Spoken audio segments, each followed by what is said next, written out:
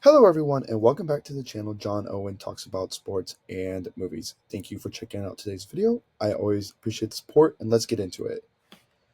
So I know that the season has already technically started. Florida State losing to Georgia Tech in Dublin, crazy work.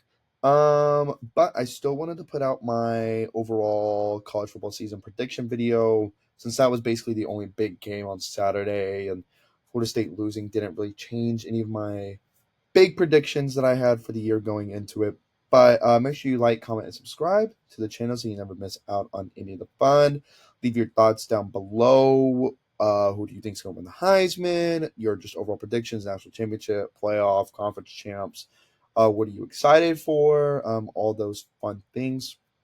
Without further ado, let's kind of just roll into the video.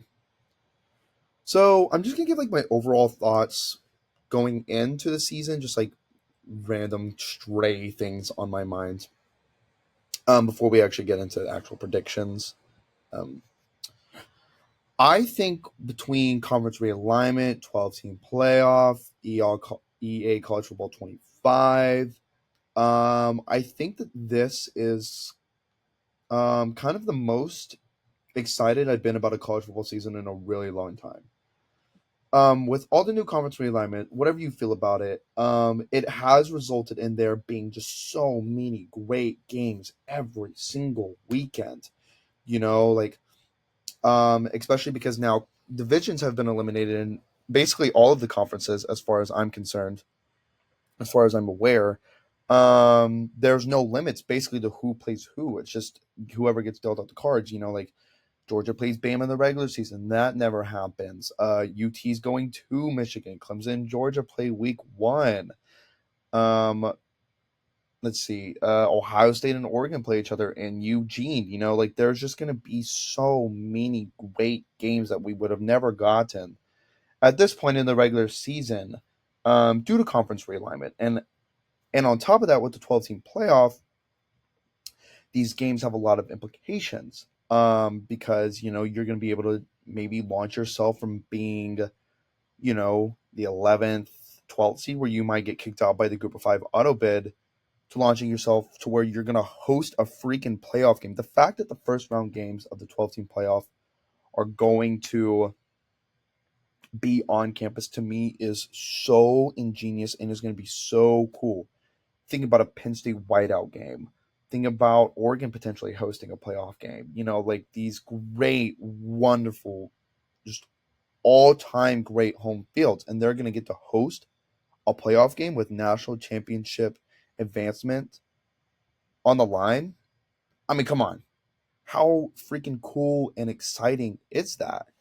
Like, that's so cool to me. Like, so I just think with everything being so new and so fun, and this year being like really wide open, like it feels like a very wide open type of year where um I feel like there are a lot more teams that we feel like could win the national title than what we typically would maybe assume.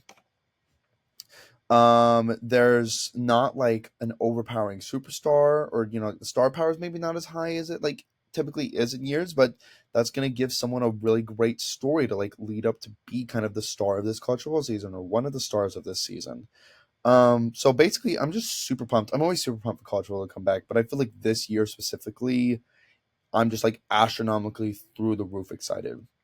But let's start rolling into some predictions.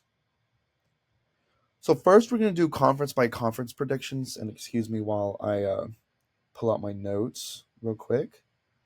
Okay, here we go. So we're going to start with the ACC. So admittedly, I was listening to the Joel Klatt show today, and him and Josh Pratt made a really good point. Out of the four Power Four conferences, really, it's kind of like a tier system. It's like 2-2, and then the group of five. But whatever. I do feel like out of the four power conferences, the ACC to me is just the least interesting this year. Um, One of the favorites being Clemson. I'll start with them. I just am not, even though they're billed as one of the favorites, I just don't really believe in them. Like they've just become this archaic program. With Dabo Sweeney not really leaning into NIL and refusing to use the transfer portal. I just feel like they're getting left behind. So I'm not really super excited about them. I think Cade Klubnik's talented, but he hasn't been able to put it together. I'm not sure if he's going to this year. They're super young at receiver. I think that their two leading receivers, like, or they're expected to be leading receivers, are both like true freshmen. So they're gonna be great on defense because they always are, and that might be enough to be able to get them to win the ACC because now with the top 5 highest ranked conference champions getting automatic bids, winning your conference is just so freaking important. But you don't have to be a one loss or an undefeated conference champ to get in. So, Clemson might still be a 2-3 loss team and still get in and still get the bid because of how the automatic bids work. I'm just not very excited about them. Florida State, I know they already played, but they are still one of the favorites. They got DJU, I'm not even going to try to pronounce the last name, to come in. Didn't play great in the first game against Georgia Tech, but I'm not going to necessarily pin that on him wholeheartedly. Just because the play calling wasn't great. Now, granted, he's been very inconsistent throughout his whole career, so maybe that was a part of that. But I still feel like even though Florida State lost a lot off their team from last year, I still feel like they're really talented. Mike Norvell has proved to be one of the best coaches in college football, so I've still got a lot of faith with them, and they could still turn around and run the table, win the ACC. Would not be surprised at all if they did that. For me, the team I'm super excited about is Miami. They've got a pretty easy schedule. Their hardest game is they get to host Florida State. So if Miami's not in the ACC championship game at a minimum, I feel like they haven't lived up to their expectation. They've got an easy schedule, and they got Damian Martinez, the running back from Oregon State. They got Cam Ward from Washington State. And so I feel like they're going to be really, really talented. They've got a really pretty good cush schedule. So I've got a lot of confidence in them to be one of the favorites to win the ACC. Some other teams that I think are going to be interesting. At SMU, out of the new ACC teams, I feel like has got the best chance to be competitive. They've got Preston Stone. They've got a lot of senior talent. They're going to be explosive. Not that I think they'll like vie for the ACC title game, but I do feel like they're going to be the most competitive. I just wanted to highlight them. Jeff Brom in Louisville. They won 10 games last year. They played for the ACC title game. They're bringing back a good number of that talent. I think they're going to be interesting. NC State, who preseason ranked. They've got Kevin Conception at receiver. Grayson McCall is transferring in from Tulane, who was great there. So I think he's going to be really good. I think they're going to be a really great competitive team. I would say, actually, I'm not going to say that. Let me back that up. But they're going to be good. They're going to be really good. They're going to be very competitive. Byron Keynes. That's not the VT quarterback's last name, but he's going to be great. He was so good last year. He's dual threat, explosive. I think they're going to be very competitive. Pat McAfee actually picked them to win the ACC. Didn't hate it. I think it's a solid, like, kind of dark horse upset pick. And then Georgia Tech. I already kind of had them on my radar before they beat Florida State, but they always beat ranked ACC teams for, whoever knows what reason. The universe just likes them. Haynes King is great. They've got great playmakers. I think they're going to be really good. I think they can maybe make a push. As far as who I think wins it, I think between the 3 favorites, I feel the most confident in Miami. I'm just going to mark my flag. I think they're going to win the ACC. I think it's time for them to return the relevance. They've got good pieces. They've been building. And Mario Cristobal is coaching for his job this year. So I think if they don't get it done this year, he's probably gone. So I think that added pressure will allow them to rise to the top of the ACC and go ahead and win the chip and get an automatic bid in the playoff. Now we're going to my home conference. So I went to Texas Tech. I've always grown up a Tech fan, so I've watched a lot of Big 12 football over my entire life. I think if you're just like not looking at like playoff implications or something like that, this is going to be the most fun conference in America. I've got 9 teams highlighted here. That doesn't even count Iowa State or TCU, or I think are both going to be really good as well, or pretty good at least at well. Matt Campbell, he always about every 3-4 years will jump up because they're a very developmental program. So I think this is like the year that they could potentially be pretty good. I wouldn't be shocked if they rattle off 9 games, and I didn't even add them here. just from like an interest standpoint. But I think with the new additions of Utah, Arizona State, and Colorado, along with the four they added last year in UCF, Houston, Cincinnati, and BYU, the conference has now ballooned up to 16 teams, which I never thought I would see today. And I think that trading off OU and UT for a very deep conference works great for the Big 12. This conference is so competitive. I think it's the deepest conference in America. I think I think there was 9 teams that had 8 or 9 teams that had 1,200 or better, plus 1,200 or better odds to win the Big 12. That's insane. That's nuts. I don't think any other conference even has like more than 4.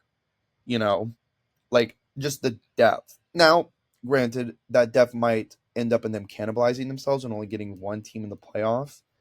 But I think just week to week, I think anybody could beat anyone on any given Saturday, much like Big 12 basketball.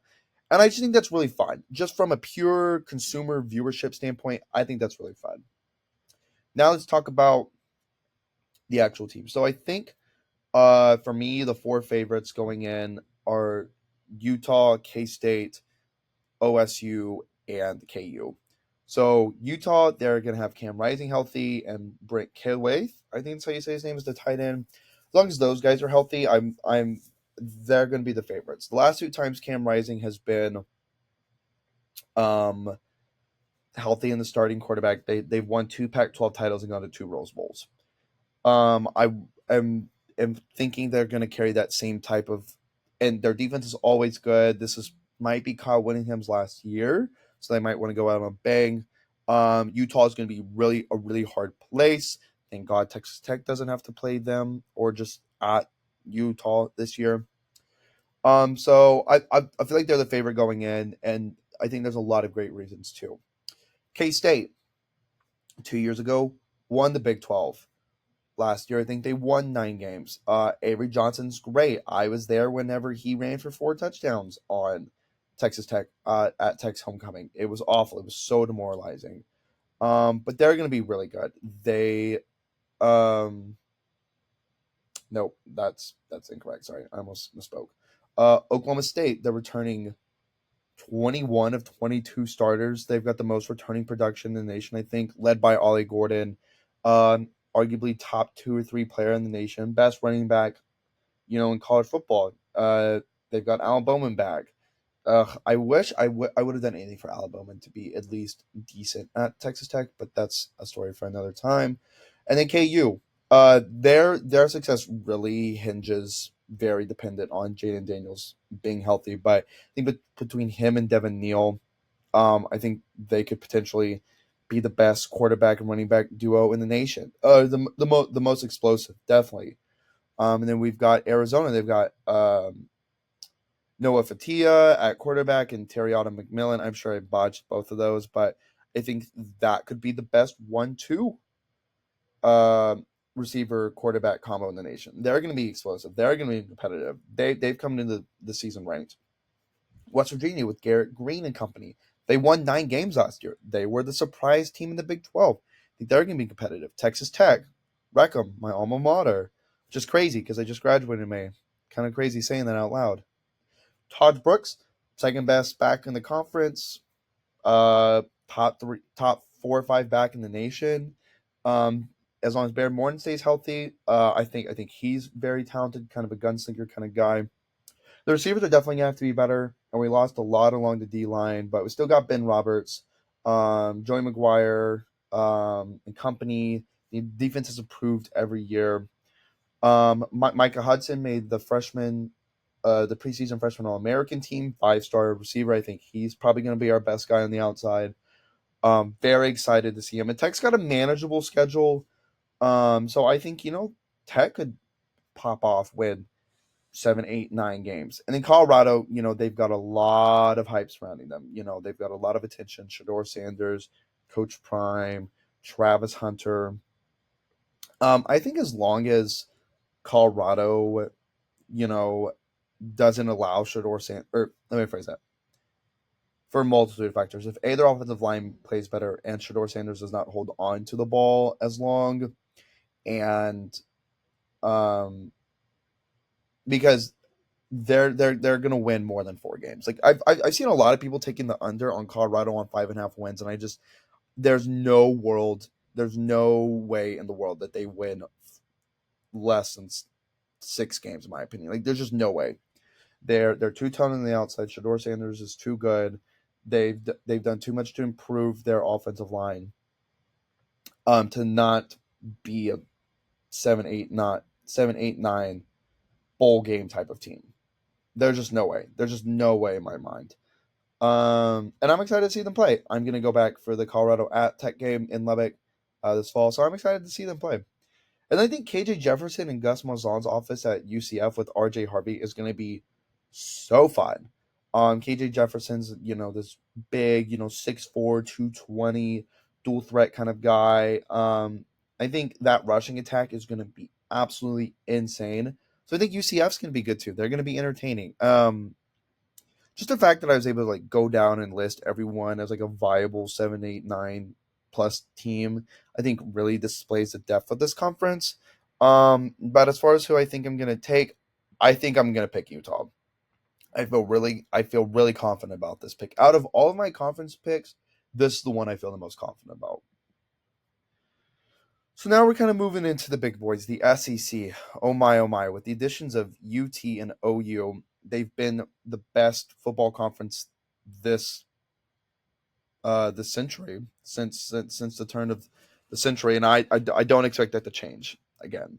Um, of course, you've got your big dogs and your big dog, no pun intended, in Georgia. UT's coming in off of winning the Big 12 and making it to the college football playoff. New look though, Nick Saban's no longer in Alabama, which is an insane to think about.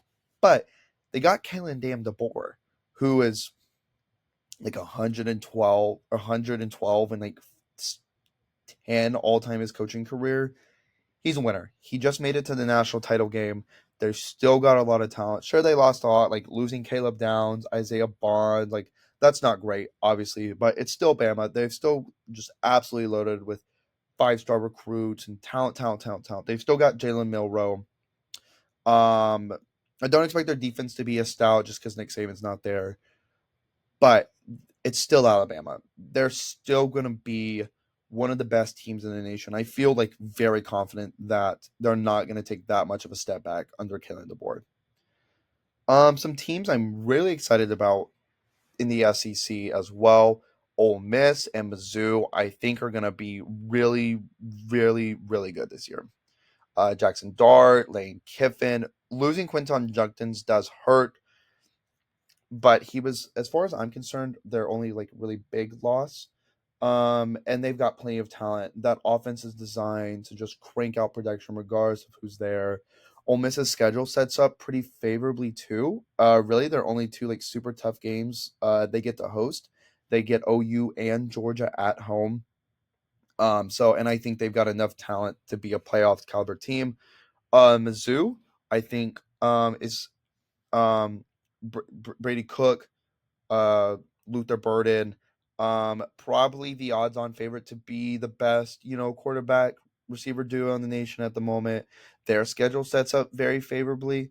They do have to go at Bama, but and A&M, but their other tough game, they get OU. I think honestly they could if they went 2-1 of those games, I would feel really confident about their ability to play for the SEC title game because now it's just the best two records. They don't even have divisions anymore either.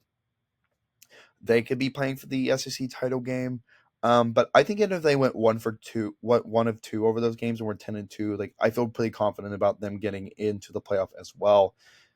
Tennessee is going to be really talented. They're going to be really good. Josh Heupel, Nico. I'm not even going to try to pronounce his last name, but he's the 5-star quarterback who played great in their bowl game. He's going to be really talented. I feel like he really fits that spread RPO system they want to run. They've got James Pierce, who is one of the favorites to be the number one pick in next year's draft. So they've got a lot of talent. They're going to be really good. They're going to be really competitive. OU. I really feel like OU has definitely got enough talent to where I'm like, yeah, like they're gonna make the college football playoff, but their schedule is just brutal. They host Tennessee and Bama. They go to Ole Miss and Mizzou, and then they also have a neutral site game against Texas. Almost half of their schedule is against top, I think, 12 ranked teams. Like they've got a brutal schedule. I really think it's going to be really hard for them to run through all of that without losing too many games to kind of knock themselves out of playoff contention. Even though I feel like talent wise, they'll probably be a top 12 team in the nation. A&M, Texas A&M, they've always got all the talent. They've always got a lot of potential. Maybe this year they put it together. Connor Weiningman, I didn't say that right, and I apologize. He played great in the 4 games he did last year. If he stays healthy, I think they could be really good. I don't know if they're necessarily ready to make that jump into the playoff, but I definitely think they could play spoiler for any SEC team that they've got on their schedule, or Notre Dame, who we'll mention later. I definitely think they're talented enough though to like cause a lot of issues and still end up ranked and end up in a really solid bowl game. And then Auburn. Auburn's always solid. Jordan Hare is a really tough place to play. Peyton Thorne, I think as long as he plays more consistent, they're going to be pretty good as well. As far as who I think is going to go ahead and win it, I feel confident in Georgia. Maybe they were the most talented team in college football last year. Yeah, sure. Losing Ladd McConkey and Brock Bowers is certainly daunting. But with Carson Beck, who was great last year, one of the 3 or 4 Heisman favorites. Now, granted, their schedule is awful, but I think they don't even have to like run through it to get to the SEC title game. And I'm not going to pick against Georgia in the SEC title game. I'm just not going to do it. So I'm going to go with the Dogs to win the SEC. The Big Ten, new look Big Ten, adding Oregon, UCLA, USC, and Washington. Out of those 4, I feel like Oregon and I accidentally clicked too far. We'll get to Ohio State in a second. Oregon, I think, is going to be really good. I think them, Ohio State, Georgia, and UT are probably like the 4 favorites going into the year. I think Dillon Gabriel is going to fit in so freaking well with what they want to do offensively. Dillon Gabriel, while he was productive at OU, I didn't feel like was necessarily a great fit. I do feel Mitch forgot to mention on his last side. I think Jackson Arnold is going to be such a great fit for them. Because like Dillon Gabriel wanted to play point guard, and they wanted to do like more deep ball stuff. Just how their roster was constructed. So I feel like Jackson Arnold's going to be better fit at OU, and Dillon Gabriel's going to be a better fit at Oregon because they're just going to ask him to play point guard. He's very surgical. He's very Bo Nix-esque, with a little more mobility. They've got Tez Johnson. They've got great weapons. They've got a great line. They're going to be super physical on both sides of the ball. Oregon's going to be really damn good. They're going to be really great. Let me jump back to Ohio State. As you can see by the crown, who I'm going to pick to win the Big Ten. I think, excuse me, I think they're the best team in America this year. Will Howard coming in, he's going to be an upgrade over Devin Brown. Amik Abuke, or however you say his last name, is going to be their leading receiver, but they're always so loaded. They've got that freshman guy who I can never remember his name, but they're like, yeah, he might be better than everyone who's ever played here, which is kind of crazy. They got Quentin Junkins from OU or from Ole Miss. They've got Trayvon Henderson. They got Caleb Downs from Alabama. They're going to have maybe one of the best defensive lines in America. Chip Kelly, who was a great college coach, was successful in the NFL, is now their offensive coordinator. I feel like they're going to be able to run the ball more consistently under him. To me, Ohio State kind of really feels like Michigan last year. They had a bunch of guys come back, and I think they've just got the best roster in America.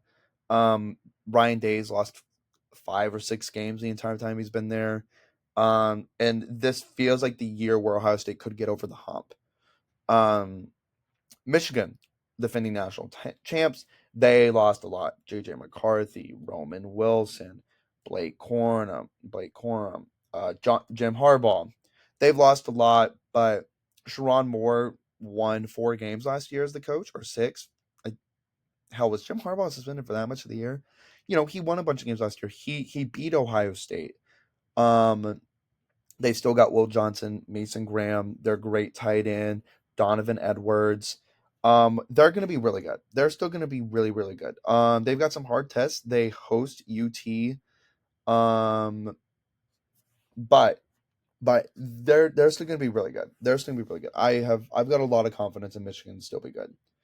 Penn State. Now this I feel like is the team that's going to benefit the most from the expanded playoff. In the last 8 years, they would have made the playoff 6 times under a 12-team format. They've got a pretty manageable schedule. They do have to go at West Virginia week 1, which I think is a tougher game than people are giving credit for. As someone who went to a game at West Virginia last year, I'm telling you that is a tougher place to think than you can play. But they don't play Michigan, and they get to host Ohio State. So their biggest kryptonite over the last 3 or 4 years has just been Michigan, Ohio State. They've beat everyone else in Big Ten play. They couldn't get over the hump with them, but they don't get Michigan. And they do have to go to USC. But with Kotel Nicky coming over from KU, I feel like he's gonna be able to unlock Drew Aller. They've got Katron Allen, they've got Singleton. Both of those guys should be over 100 or should be over 1,000 yards rusher. I feel like Drew Aller is going to take a step. Um, I've got a lot of confidence in Penn State to be good this year. Lincoln Riley, you know what? I kind of like USC for some reason. I've got a soft spot for them, and I think they're going to be pretty good. They've got a pretty manageable schedule. I feel good about their schedule. Um, I don't think Miller Moss is going to be better than Caleb Williams, but I think he's going to be a better fit in Lincoln Riley's system just because he doesn't have the escapability, the mobility, the creativity. So he's going to have to play really inside of the system, which is not a bad thing. Lincoln Riley has had an ungodly amount of success with quarterbacks. I mean, let's just run down them: Baker Mayfield, Kyler Murray, Jalen Hurts, Spencer Rattler, Caleb Williams. Every quarterback that's played underneath him has been successful. And I do feel like Miller Moss is going to uphold that. Um, if they beat LSU week 1, I feel like they could go on a really good run and probably be playing Notre Dame the last week of the season for a spot. So I feel like USC is going to be good. Kirk Ferentz in Iowa, they're always going to have a great. They're always going to be great on defense. They're always going to be great at punting. Um, Now without divisions, that to me basically eliminates them having any shot at getting to the Big Ten title game. But if Cade McNamara is just at least competent, they're going to be good. They're always solid. Nebraska. Now this team right here, I swear the only person I've heard talk about Nebraska is Joel Klatt. This team's going to be good, y'all. Matt Rule, year 2, he was good at year 2 at Temple. He was really good at year 2 at Baylor. Um, if they just don't have a negative 30 turnover margin and don't lose every one possession game like they did last year, this team's gonna win 8-9 games, and their schedule sets up really favorably. They've got Dylan Arola, I think is how you say his last name, a 5-star true freshman. He's gonna be their starter. I think Nebraska's going to be really good. I think Nebraska's really surprised a lot of people, and I think Luke Fickell. I believe in him. Wisconsin's going to be good. They play a lot of tough games though.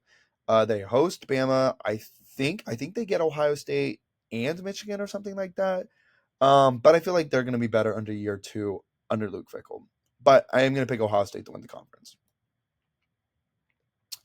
All right, now let's talk about Group of 5 in Notre Dame. So I think what's really fun is with the Group of 5 auto bid, there's more stakes than ever for them.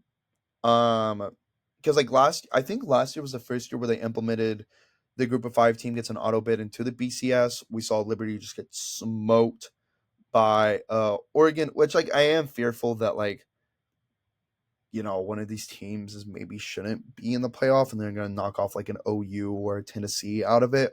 But, however, I do feel I am glad that they get an auto bid, and I think it's going to be fun to see them, and maybe occasionally we get like a really great upset. Um, but as far as like the 3 teams that I feel the most confident could snag that auto 5 bid, Boise State, they've got Genty, Ashlon Genty. I would say Malachi Nelson's going to be their starter, but they actually picked the Maddox guy. But they're the favorites to win the Mountain West, and I also feel the strongest about their odds because they're not going to have to be undefeated just because they do go to Oregon week 2. So I feel like they could still have one loss. Now, granted, I feel like that could be their only loss and they'll get in. But Liberty's going to have to go undefeated. They once again have the weakest schedule in college football.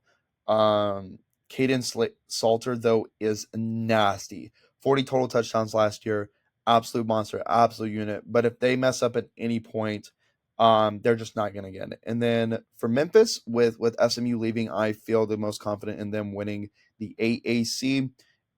Seth Hagen is going to lead an offense that returns a lot of starters from the 6 highest scoring offense in the nation last year. So as far as group of 5 rep, those are the 3 that I think have the best odds to get in. I'll reveal who I think will be later. And then Marcus Freeman and Notre Dame, I feel like they're going to be really good. They're coming in the year ranked 7th. They've got Riley Leonard coming over from Duke. I think they're going to be really good. My fear for Notre Dame is the combination of the auto bids and not playing a conference schedule may knock them out. Even if I feel like they're going to be like a really great team. They play versus Florida State they play at A&M week 1 versus Florida State in the middle of the year, and then at USC to end the year. So I think, if they go 2-1 over those games, I think they probably get in. But we'll see. All right, Heisman hopefuls, bunch of quarterbacks. Dillon Gabriel and Quinn Ewers, I think, are the top 2 odds-on favorites right now. I feel like Ollie Gordon's got the best chance as a non-QB. Travis Hunter, of Colorado's like really, really, really good, and he like plays on both sides consistently and doesn't get hurt. I feel like he would have a good chance in at least being a finalist. And I'm also going to throw Miller Moss in there, just because Lincoln Riley quarterbacks are just so productive. But as far as winners, I am going to go with Dillon Gabriel. I think he's going to be super productive under Oregon, just because the system fits in so well. And I think he's just going to put up gaudy numbers. In a really close Heisman race, I wouldn't be surprised if someone comes out of nowhere. But at this moment, I'm going to go with Dillon Gabriel. All right, tier list. So I think, like I mentioned earlier, I think the 4 favorites are Georgia, Oregon, Ohio State, and Texas. I think they've separated themselves. Locks, these are teams that I feel like are in between, like they're going to be in the playoff. Ole Miss, I think A, they're just good enough, and B, their schedule sets up favorably. I've got full confidence Alabama's still going to be really good with Kalen DeBoer and Jalen Milroe, and I still feel like Michigan's going to be really good, like I mentioned earlier. Really solid at large chances. I've got Penn State, Notre Dame, and Missouri in this tier. One of the 3 of them is going to get knocked out by auto bids. That's unfortunately the truth of the matter. But we shall see who that is, according to my predictions. And the conference title faves, I feel like these are basically, they're just the Big 12 and ACC favorites. I really don't think that the Big 12 and ACC are going to get multiple teams in. I just feel like the SEC and the Big 10 are just too deep, and with the addition of the group of 5 auto pick, I just don't feel really confident in them being able to get multiple teams in. So whoever wins that conference is going to be their lone representation. So that's why I've got them in a tier below the really solid at-large chance, just because like the only way they get in is when they're conference. Whereas I feel like Ole Miss, Bama, or where all the teams above them don't necessarily have to do that to get in. Group of 5 rep, only one group of 5 team is going to get in. It would be so great to have multiple in, but I think we're just going to get one. Tulane, someone else, but out of those 4, I feel the least confident about them, especially with the loss of Grayson McCall. And then dark horses. These are teams where I feel like their schedules are really tough, and maybe they're not like as predicted to be as good, but I would not be surprised if they flip the table. They kind of flip the script and end up making the playoff. I would not be surprised. Wouldn't predict it, but wouldn't be surprised if any combination of OU, Tennessee, A&M, or SC or USC made it. So as far as my actual prediction, so obviously the top 4, we've got my the conference champs picks, and then Boise State's the other automatic qualifier at 12. The other teams I've got in right now are Penn State, Ole Miss, UT, Notre Dame, Alabama, Oregon, and Michigan. I just feel like, but it kind of came down to me like between who else was going to get in between not between Michigan, sorry, between Notre Dame and Mizzou. Like who would be the one that got kind of knocked out of that really solid at large chance. And these seeds aren't necessarily like indicative of anything. They're just like the 12 teams that I think are going to get in. I just feel like Notre Dame's schedule, like if they go 2-1 across A&M, USC, and Florida State, like 11-1 Notre Dame is just not going to not be in the playoff. And so, and like with Penn State, like their schedule is just a little tougher in my opinion than Mizzou's. So I feel like they'll get in over Missouri, but I wouldn't be surprised if Missouri gets in and Notre Dame doesn't, or like, whatever. Anyways, but if this is how the playoff, like if this is how the bracket shaped out, and Penn State's not going to lose a playoff game at home. I feel really confident about that. As much as I love Boise State, I do feel like they would get smacked by UT. Between Notre Dame and Alabama, if it went this way, I'm gonna pick Bama. I feel really good about them, guys. Oregon and Michigan, even though I think Michigan's good enough to win or to get in, I don't think they're good enough to win. Pick Oregon. Then in this, I'm going to pick my best team in the nation.